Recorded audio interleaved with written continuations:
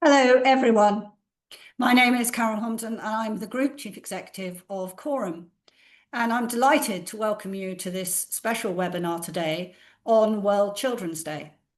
This is also the day 286 years ago when the governors of Coram, then the Foundling Hospital, met for the first time and gave birth to the development of children's social care in England. And today, all those years later, is the day that we announce also that Coram has now been appointed as an independent research organisation, the only one dedicated to children.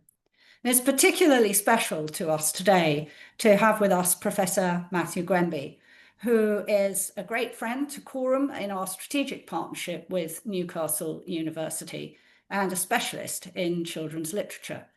Throughout the history of Coram, we've had a special place in literature and in the development of children's literature in particular. And today, Coram Beanstalk works with thousands of children across the country, providing reading volunteers to help them to discover the joy of reading and to become confident as readers for their whole lives.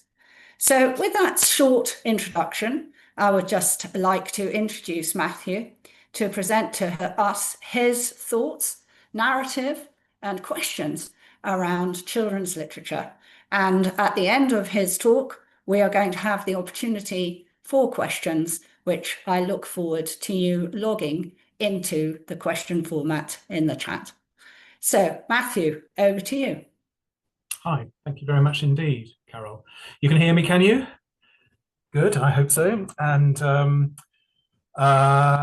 congratulations to Coram on the independent research organisation status. That's brilliant. And thank you very much for this invitation. I'm speaking to you from Newcastle upon Tyne, where I don't know if you can see behind me, there's a couple of inches of snow on the ground. But I'm going to be talking about through a presentation, which I'm now going to try and share on screen. Now, there's always going to be a problem here. This never quite works perfectly, but let me try. And I'm hoping that someone can tell me that you can see a slide which says children reading from the age of Hogarth to the AI era. And that's what I've, good, thanks, Carol, you put your thumbs up. That's what I want to talk about today. It's apologies in advance because it's a presentation which brings together a loads of different things which are only kind of tangentially related, but I wanted to cram as much into this as I can. I'm going to try and speak for about 40 minutes to leave some time for questions at the end. So let's press on. The initial spur for this, in fact, was a discussion I had with Carol and other colleagues at Coram about this campaign, the Get Britain Reading campaign, which the Times, the Sunday Times, has launched just at the moment.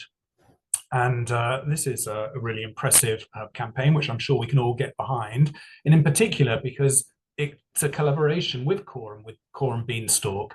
And I'm sure many of you on the call will know about this. Many of you are from Beanstalk, I think. The pledge that Sunday Times is asking us to make is that we will all read ourselves every day, but in fact that we might also volunteer to read in schools as well, which is where Coram Beanstalk comes in. So this is a fantastic campaign, but it got me thinking.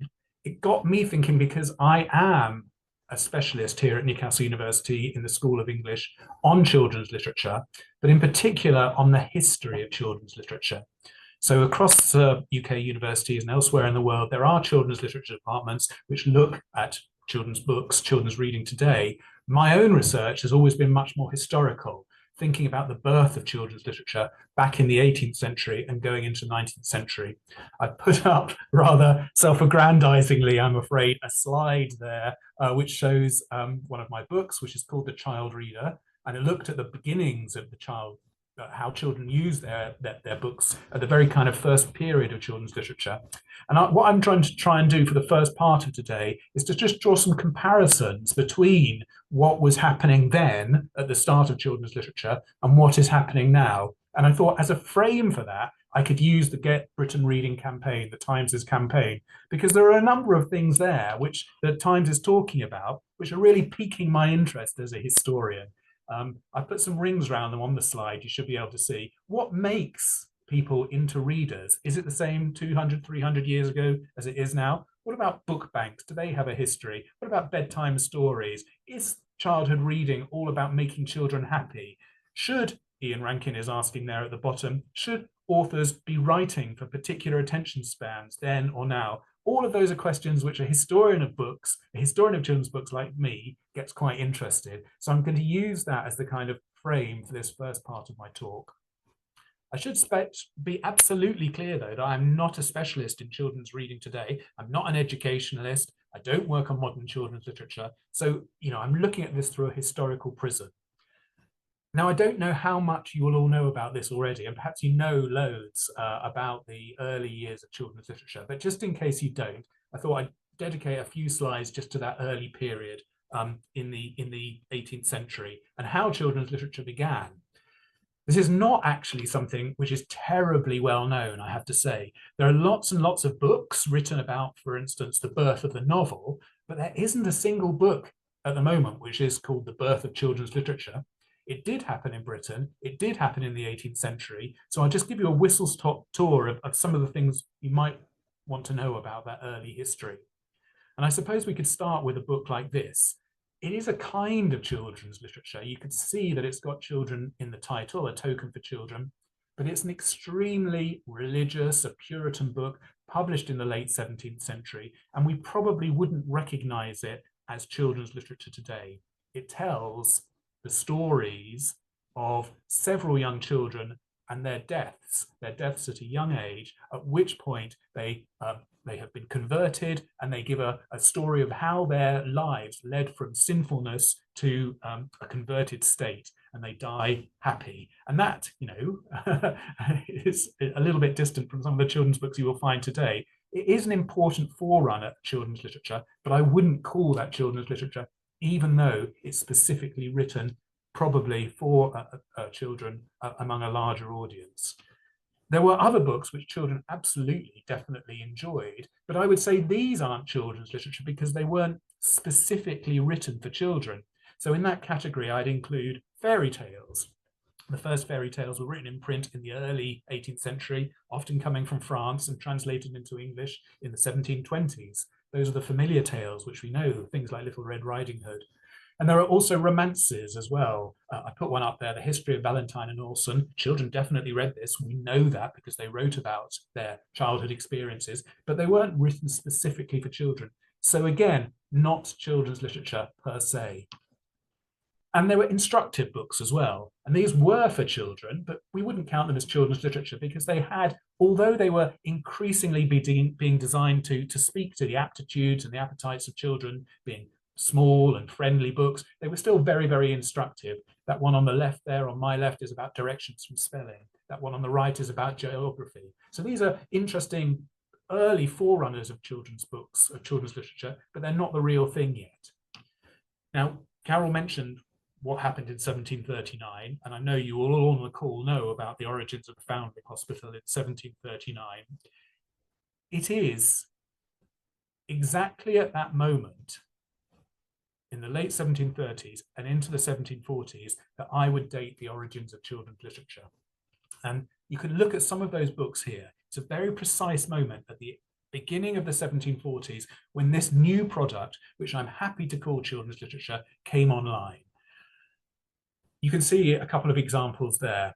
The one on the left was published in 1741. It's a tiny, tiny book. You can see from the way that it's being held in those hands. It's called The Curiosities in the Tower of London. It was one of a series of books which were specifically designed for children, tick, and specifically designed to entertain children, another tick. So for me, that counts as the first children's literature beginning in London in the early 1740s at about the same time as the Foundling Hospital was founded.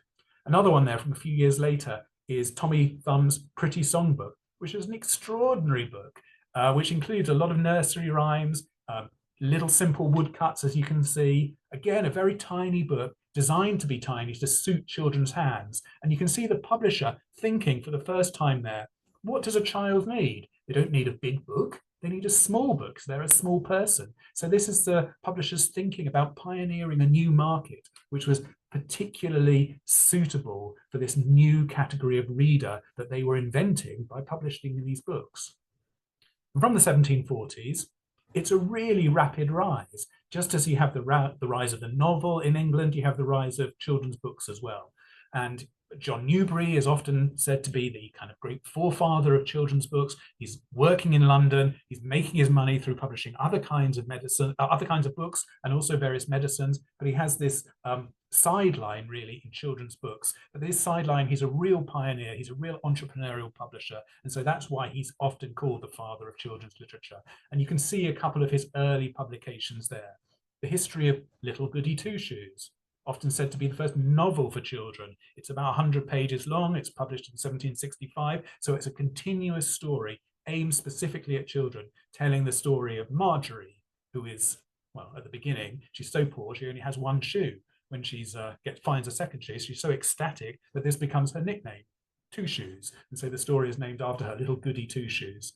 Another one there is slightly earlier, from 1744, The Little Pretty Pocket Book, intended for the instruction and amusement of Little Master Tommy and Pretty Miss Polly. And this is a remarkable book because, again, we can see how John Newbery is experimenting with a market here. He says that, and you can see it even on the title page there, that this book will be published with a ball and a pincushion as a kind of free gift. And for a long time, we thought that this was just a kind of a ruse, and it wasn't actually true that these things weren't published with the book. But in fact, some have turned up, and there you can see an image of one of the pincushion and of the ball, which was given away with the book as a kind of free gift. And the idea was that a parent would use this pincushion and this ball with their child. They would stick a pin in the red side every time the child did something good, and when that red side was full up, the child would get a present. Or if the child was bad, they'd stick a pin in the black side, and whenever that side was filled up, then the child would get disciplined. So this isn't, these are rare survivals. These are incredibly rare books, and even rarer to find the objects that go with them. But they're giving us an insight into how children's literature took off in the middle of the 18th century. And from there, it was a really, really rapid rise, I suppose. And no one has ever crunched the numbers. I'd love to be able to do that. But as you go through the 1750s, 60s, 70s, 80s, you get an increasing number of books being published in London and other provincial centres, in York, in Newcastle, in Edinburgh, and various other cities and towns across the country, for children, which were doing these things that those early children's books had done, providing delight for children in a format which was particularly suitable for children. So often very small, often highly illustrated, with simple words, clear printing. This one that you can see on the screen is called The Life and Perambulations of a Mouse. And it's talking, you can see the mouse sitting on the table there, instructing the person writing the book in the frontispiece. And this kind of book was, an early animal story. Or here, just another example. These are a few random examples I pulled together. Profitable Amusement for Children, or Puerile Tales. This one's published in 1802 with some engravings there, telling little stories. And profitable amusement is an interesting formulation. These are absolutely designed to entertain their readers, but they're also designed to profit them, to be beneficial, to teach moral tales, to teach various kinds of instruction. But they become increasingly beautiful. This one's 1810. It's a version of the Beauty and the Beast fairy tale, but written in verse. But look at the quality of the image there. This is an engraving which has been hand-colored, and those occur throughout the book. And this one even comes with its own musical score, which you could fold out and play on your pianoforte or your harpsichord or whatever it may be, or sing along to. So they're becoming increasingly inventive as we move into the 19th century. Here's a Marmaduke Multiply's Merry Method of Making Minor Mathematicians, 1818, which is another really well illustrated book, supposedly teaching mathematics, but in fact, a book which is just supposed to be fun to use with its images and with the way it's playfully working with numbers. 8 times 10 are 80. I think she's pretty weighty, it says there on page 57. And in fact, one thing I'd always like to stress in these histories of early children's books is that it's in children's literature in particular that you see pioneering developments in the technologies of the book. Here, I don't know whether you like that image or not, but it's remarkable because this is one of the first, perhaps the first, printed colour image. It's using a process invented by someone called Baxter. It's called Baxterization, and you see it first being used in this children's book, Social Tales by Mrs. Sherwood. And the point is that children's literature was an emerging format. It was changing all of the time, but it was very experimental. Publishers knew there was money to be made here, and they were willing to experiment with new methods in order to try and reel in this new audience, realizing that how profitable this audience could be and how much the appearance of the book was actually important. So that's my, 5 minutes tour of the early history of children's literature, going from the 1740s to about 1840. 1840 things start to change because you have the introduction of the mechanized press. But let's just leave that there. I said that in that book I wrote about 10 years ago, I was looking not so much at the publication and the production of children's books, but rather at their consumption, at their readers, and how readers use them. And this is a really fun book to write because it wasn't so much looking at the books themselves, but autobiographies and diaries and memoirs, which talked about how children remembered, well, how adults remembered using their books when they were children in this early period.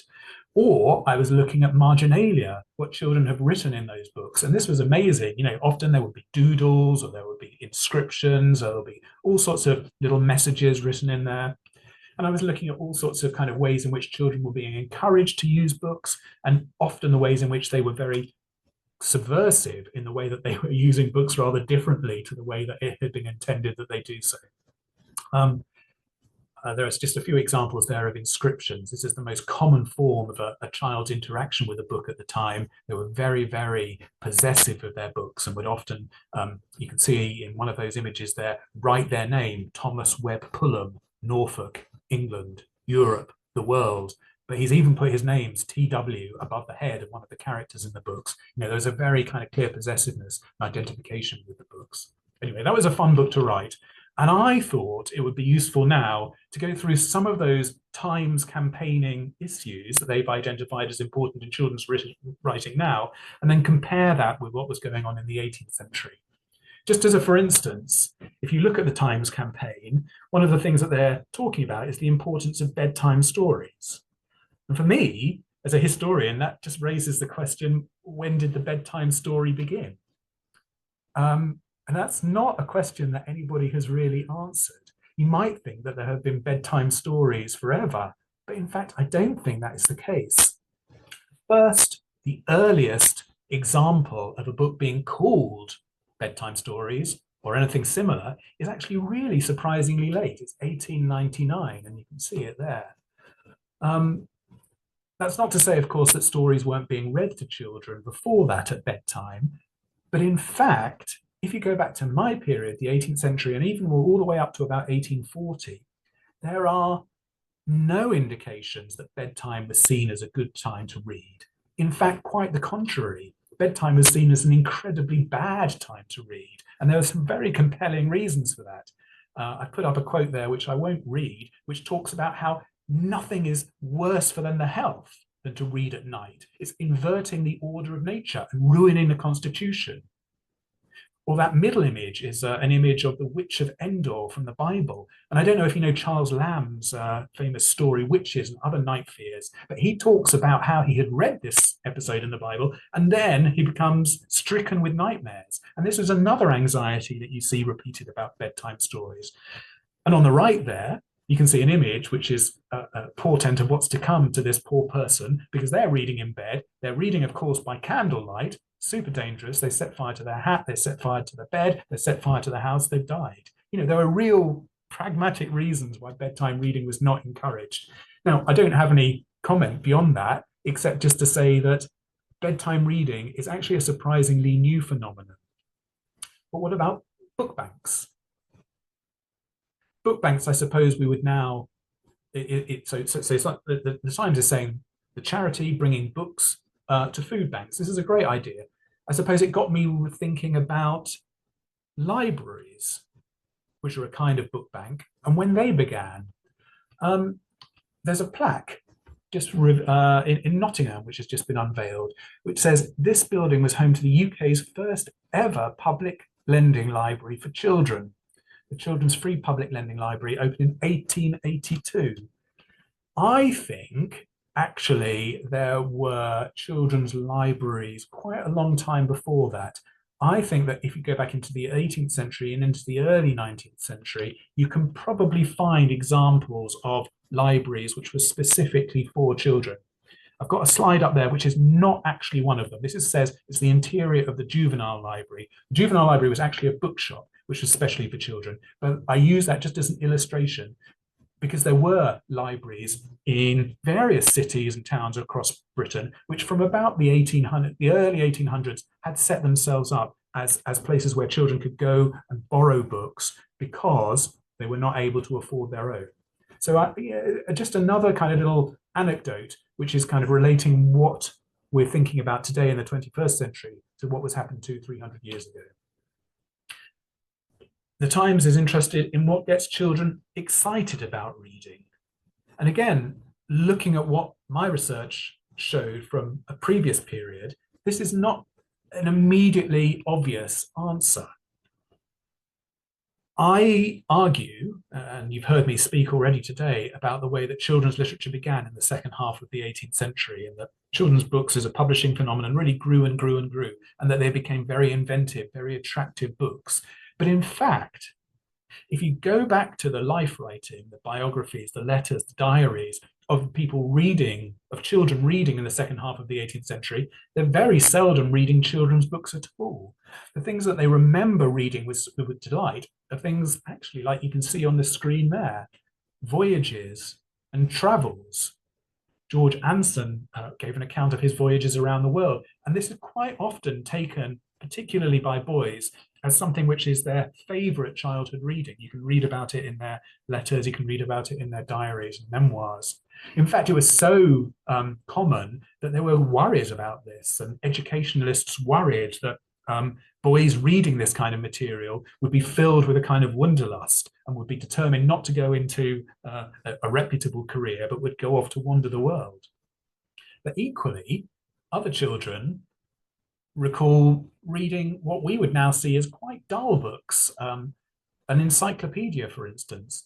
There's one young man, he's called Joseph Hunter, and he's an apprentice in Sheffield, and he's left a diary from this period, and it's extraordinary. His reading is voracious, but he reads almost anything he gets his hands on from a local lending library in Sheffield, and that includes just working through an encyclopedia methodically. This is what he likes to read. He's not interested in stories, he's not interested in verse, he's interested in knowledge.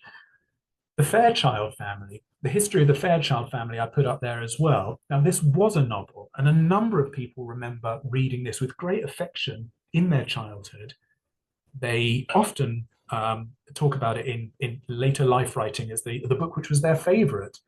But when you look at it today, it's extraordinary to think, because it's a really quite brutal story of a family which is disciplined, or children who are disciplined into good behavior through a series of stories. It's famous now because at one point, two siblings fight, and so their father in this story takes them off to see a rotting corpse in a gibbet hanging up at a crossroads. The point being, the father says that this was someone who argued with their sibling, and look where they ended up. So this is quite a disciplinary, quite a kind of shocking novel. But as I say, there are many accounts of this being people's favorite book. So it's very difficult to predict, I suppose, what will actually get your child excited about reading. And it's interesting to look at the Times campaign, and there are some articles on their website which talk about the particular kind of books which children need. And I think we need to be a little bit skeptical about that, because it's very difficult to know what children themselves will really value, or where they will find the gratification of books. There is often a disconnect between what we think children want and what they themselves actually really enjoy.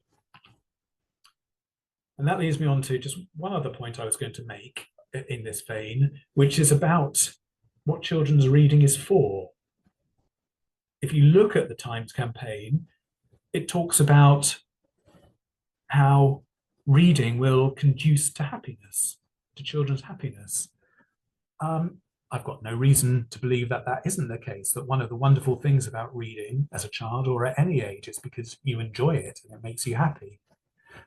Just putting that in the 18th century perspective, though, it's clear that the first generation of children's books were not really always used or not really even understood as something which is purely for pleasure.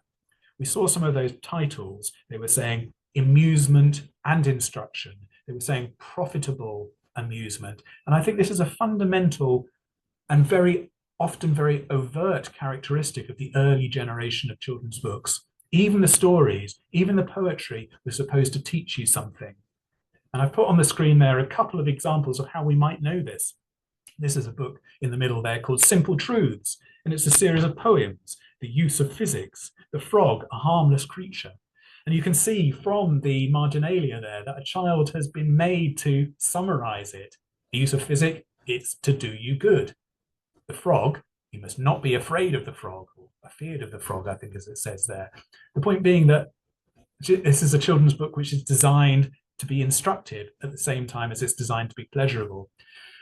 There's another piece of marginalia just above that chapter heading that says of monsters. This is a book which is telling about Greek mythology and talking about the monsters in the Greek myths. And you would have thought this is designed to be fun, but rather alarmingly, you see how it was actually used in somebody's life, because that marginalia at the top, that script inscription said, this chapter is to be read until the proper names have been memorized.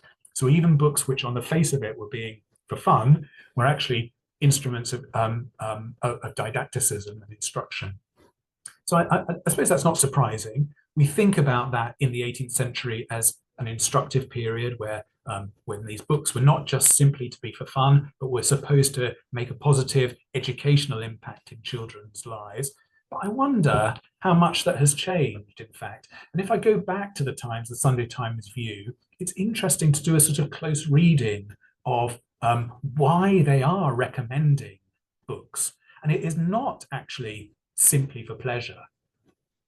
Reading, as it says there, has extraordinary power. A child's ability to read can transform their life. It has greater bearing on academic success than their socioeconomic background. It can do more for social mobility. It can counteract the harmful effects of social media. Now, we don't say anymore on the front covers of our books that the 21st century children's books are for amusement and instruction. We don't say they're for profitable amusement, but it's clear, I think, when you do this kind of reading of what a campaign like the Times' view, that actually we are still thinking that books are more, children's books are more than just for fun. They are actually to try and drive positive developments in a child's life, their socioeconomic ability, their ability to do well at school. And, you know, you can find many of the people on this call will know this 10 times better than me. You can find much evidence which is about how, if you read as a child or if you use children's books, it will improve your school performance. This is one of the kind of fundamental raison d'etre given for children's reading. There's a whole page I find on the Department of Education website, which I put up a snippet from there, which talks about the research evidence on reading for pleasure. But the key findings are all about how it improves educational performance, how it improves attainment, how it can support social mobility. In other words, it's still a very instrumentalized conceptualization of children's literature that we have. And I'm not saying that there's anything wrong with that. I'm just saying it's an interesting point of continuity, which is thrown into a kind of clear perspective when you go from the 18th to the 21st century. One final thing I noticed from the Times campaign is this is a curious headline: why listening can count as reading too. And that absolutely strikes a chord with me when I think about 200 years ago, because that was fundamental to the idea of how children's books should be used back in the 18th century. They were not seen as something which a child should simply read on their own silently. Rather, a book was marketed and understood as something which would be used in a group, usually a family, but also potentially a school setting. And in fact, as you can see in that frontispiece there, with a woman on the bench with 3 children around her, actually, it was very often the idea that the book should be held by the parent who would read it and use it with the children who wouldn't necessarily have their own personalized copy. The reason for this is because the fundamental didactic, instructional, educational methodology of the 18th century was conversation, a very kind of interactive and active reading. Michelle Cohen there has written a series of articles, which I reproduce one there. It says, the pedagogy of conversation in the home, familiar conversation as a pedagogical tool in 18th and 19th century England. It was absolutely understood that books should be a spur for conversation. They should not simply be read and digested inwardly by the individual. Rather, they should be used in this kind of conversational group format, and that was how you derive a benefit from them. And in fact, you get plenty of books which are specifically designed to enable that. This one from 1823 is called The Boarding School, a very, very early school story. But you can see its subtitles is Familiar Conversations, because that was the overarching kind of way in which it was envisaged that these books would be used. So again, comparing that with the 21st century and using that as a spur to the next thing I want to talk about, which is AI, it is interesting, I think, to look at some of the research about this now, and the way, in fact, that whereas conversation with a person was what was the kind of orthodoxy 200-300 years ago now, it still is, of course, in school settings and in home settings, but we are starting to think, I think, about the way that AI can take that role of the interlocutor, can be part of the conversation. National Literary Trust, young people and teachers' use of generative AI to support literacy. There's some other kind of scholarly research, which I'm putting up on the screen there, about how AI dialogic reading can be a useful tool in schools or at home and can support children's engagement with reading and support their literacy development. So again, a point of continuity there, but it also gives me a springboard to talk about the last thing I'll talk about, just for the last 5 or so minutes, which is about how we can potentially use AI with working with children to try and improve the way in which they're absorbing information. And this comes out of a completely different project. So I positioned myself here as a specialist in children's literature. But another area of my research, which I hope you might be interested in, is about 18th century elections and particularly electoral culture.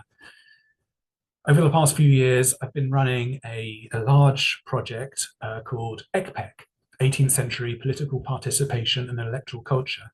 And what it's been looking at is elections in that period before 1832 and the Great Reform Act, but thinking about how people could participate in those elections even if they didn't vote.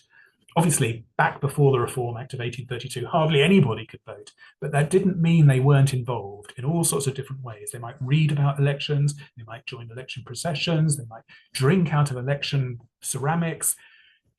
And this was a project which looked at the material culture of elections, some of which you can see on the side there, including some electoral glasses and also a club which was used in an election riot. They sung songs, they dressed in particular apparel, and this is all part of that electoral culture.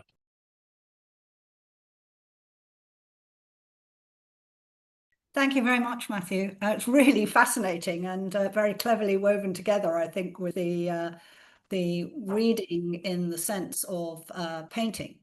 And I just wanted to invite people to put their questions in the Q&A.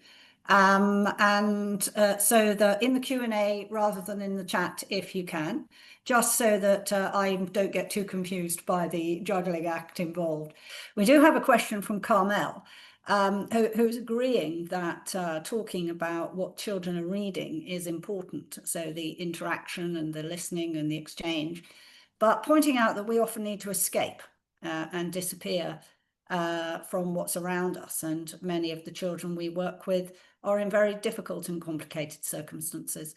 So what kind of examples do you cite thinking about that journey? Because initially there was a very instructional kind of element to much of what you were talking about in the early stages of children's literature. And so I wondered whether you could point to particular moments of sort of fantasy or helping us to escape. So okay, that's a really interesting question. Let me reiterate my disclaimer here, which is that I am not an expert in education or in children's reading today. I'm not even an expert in children's, the history of children's books in the 20th or 21st century. What I know about, if I know about anything, is the 18th century. But that question from Carmel, that is really interesting, about this question of escaping. So there are two contradictory strands of evidence from the earlier period. One is, you quite often do get people who say they were remembering their childhood or giving accounts of their childhood and talking about that absorption, that going into a different world because of their books. And those books are not necessarily fantasy writing, but they could be anything. They could be fairy tales, or they could be romances. I mean, just to take one example from the top of my head, Coleridge talks about how he reads these things and just goes, he just disappears as a child, he just disappears for hours and hours and hours, and his mother has to go out hunting for him to find out where he's disappeared to with a book. And then he lives in that fictionalized world. And as a result, he does quite badly at school as a result of it, I think. So there are examples of that, we know that did happen. On the other hand, we also know that it was understood by educationalists at the time to be a very bad practice, and they specifically didn't want it to happen. They didn't like the idea of a child being able to become totally absorbed and being separated from the world. And they were, as I've said, I think, that the reading experience is supposed to be much more communal and much more integrated into the normal bits of life rather than something to escape. And you can see that reflected in the kinds of literature which are being produced for children. It's not until later, into the middle of the 19th century, that you get the fantasy books where, it's inviting a child to go and live in a fantasy world. That's still regarded with a lot of skepticism in the earlier period. Thank you. Now, Celia has commented that she's thinking about how children interacted with books and what the Foundling Hospital may have been teaching children, or what they were teaching with. And I think she's going to answer her own question in her research. But I mean, one of the things we observe is it really was very remarkable indeed for children in the Foundling Hospital from 1741 to be taught to read, and for girls as well as boys to be taught to read. And we've always kind of understood that the origins of that were really to do with them being able to read the Bible. But it is undoubtedly the case that for those children, it created a social mobility for them, which was quite exceptional given their background. So, Matthew, it's not really a question you can answer for us, really, which is what we were using. But what became what one might describe as the biggest blockbuster? So you flagged up certain things there, and certainly my son and a whole generation changed and developed their reading habits because of popularity, because of the popularity of the Harry Potter series at their particular juncture. What was the 18th century equivalent of Harry Potter? Really interesting. So, I mean, first point, yeah, Harry Potter, and then before Harry Potter, Roald Dahl, and then before Roald Dahl, shall we say Enid Blyton, and then before Enid Blyton, there were other kind of, you call it a monopoly, essentially. In children's literature, individual authors have been able to establish a kind of monopoly position.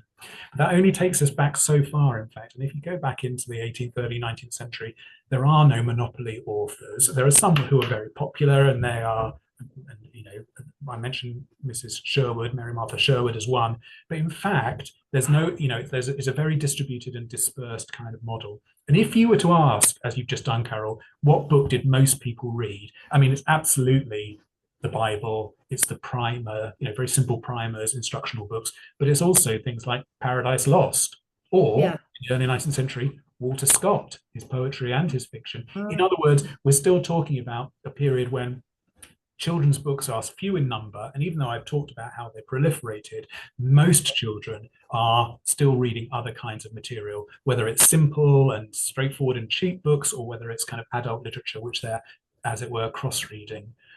So that's an interesting point in itself. in terms of the Foundling Hospital, in terms of Celia's question, I don't know what, I mean, it'd be fascinating to know what children in the Foundling Hospital in its early years were reading, whether there was any kind of library, but it's bound to have been the very kind of moral and religious material that you're talking about. If it's about education, there were huge numbers of books published to teach, pamphlets to teach children their early literacy. And that's an absolutely fascinating field of research. And then people would graduate from a primer onto a catechism, and from a catechism would go on to perhaps a prayer book onto the Bible. And so, there was a whole journey. John Locke called it the ordinary path to literacy, which was kind of quite well established. And Celia, do investigate that. Would be really fascinating. But I would just observe, it is worth pointing out, Carol, what was happening in 1740 in London, where you've got the Foundling Hospital, and then just a few hundred yards away, or less than half a mile, you've got these publishers producing this for the first time anywhere in this world, this new kind of material, which is specifically for children.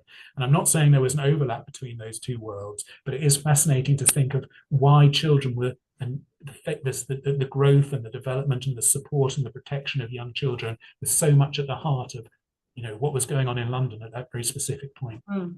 Yes, and of course we are in Bloomsbury, we're surrounded by blue plaques around, the women writers and the, all kinds of resonances that I think really cannot probably be disentangled from that very generative moment. I was thinking to myself that Paradise Lost was not what you might call an easy read. And I seem to remember that Pilgrim's Progress was also quite tough and rather popular, even right through into my childhood.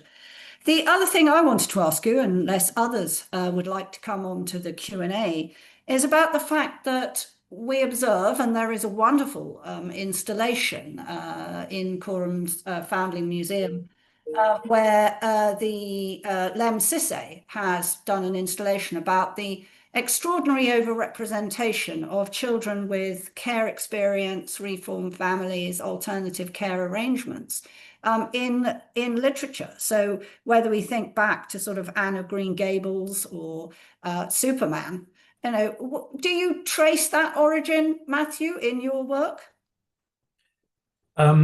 Not specifically, although I have spoken to Lem Sisse about it, and it is clearly an absolute, overriding and very frequent theme. And why is your question, I suppose? And I don't know for definite, but you could think of some reasons. One could think of some reasons off the top of one's head. Children's books, particularly children's fiction, I suppose one of the key things from a character point of view is that you have to get the child out into the world to start having adventures. And that means separating them from their family or separating from them from a supportive environment. So even in that book I showed on the screen, Little Goody Two Shoes, she starts off not an orphan. She starts off with her parents, but then they die, and that's what throws her in from affluence into poverty. It's rather like the beginning of Cinderella, of course. So just from a narrative point of view, it's important, I suppose, to show children in moments of crisis in fiction, because that's the way the fiction works. But more generally than that, I suppose there must be reasons why children's authors, children's publishers are interested in producing material which is about children's well-being. This is part of the whole project, and thinking about how children's literature children's books can be useful in supporting children to get on in the world. And that's, I suppose, an interesting, there might be a contention there about why it is then that authors who have been in care themselves are particularly interested in the power of children's literature, but also, I suppose, about why children's books which depict children in care are in, if you like, in alignment with the whole kind of fundamental purpose of children's literature. Yes, thank you. And my apologies if that phone call was disturbing us. I just wanted to draw us to a close by linking again, Matthew, your resonance to the stories and history of Hogarth by drawing to your attention and just asking you to comment in your last roundup remark about the fact that William Hogarth was a governor of Coram. And when he was a governor of Coram, he was also a foster carer. And he was an associate of Fielding, who was also a foster carer. So I'm just interested in that intersection between, therefore, the way in which children were represented in adult literature and the way that children's literature developed, thinking about that critical little moment there around the 1740s. Do you have any observation on that? Or Matthew, can we just ask you for your final reflections as we close today's webinar? I don't have any reflections on that specific point. I mean, Hogarth is really interesting, isn't it, to see the kind of way in which these kind of figures all fit together into a pattern, which includes Coram, which includes Hogarth, obviously, and includes, you know, a lot of the other figures that I've been talking about as well. And I don't know what to say about that. I don't know how to explain the way that this kind of, there is that linkage. I think we do have, I mean, if you're asking my final reflections, I think we do have quite a lot to learn from the 18th century. Obviously, it can seem very distant to us now, and its children's literature seems very foreign to us now. But when we trace the points of continuity and then also the points of discontinuity, I think it can enable us to reflect on what we really want from our children's books today. And whether, you know, these questions of whether we're really interested in children's reasons why we place such a kind of emphasis on children's reading. And I think everybody on this call, everybody everywhere, would endorse this campaign for to support reading from by children. And we know that that is declining. The evidence is quite stark on that. And we know that the media that children are actually reading text on is changing as well, moving away from books to phones and screens and subtitles and so on. And I think, you know, we can remember perhaps usefully that it wasn't always the case that children were reading books in the kind of way that we might imagine, simply for pleasure, sitting in an armchair at bedtime, whatever it may be. There are lots and lots of ways of approaching children's books. Sorry, that is my phone call and it's coming through. It's not you, Carol. There are lots and lots of ways of reading for children. And probably we need to be open to thinking about how we cater for all of those without having a kind of single overarching model of how children should be forced to read. So that means thinking about interactivity. It means thinking about whether we're catering for children with different attention spans. It means about different media and different subject areas. And I think, you know, we can afford to be a little bit more open than sometimes we are when we think about how we support children's reading. But that's my own view, and others may feel totally different. Thank you so much, Matthew. A challenge to us all for the future to think about what are the core ingredients that we are needing to provide our children with so they can thrive. I don't think any of us on this call can possibly doubt that the right to education and the right to be able to be literate and to enjoy the exploration of story and to have that functional capability is absolutely a bedrock for the future, but we must be prepared to change. So on World Children's Day, and with that challenge to us all, can we thank you all for joining us and for your questions. Look forward to Celia's further research. And also, Matthew, thank you very much for all the work that you have done and for sharing your expertise with us today. Thank you very much indeed, everyone. Thank you.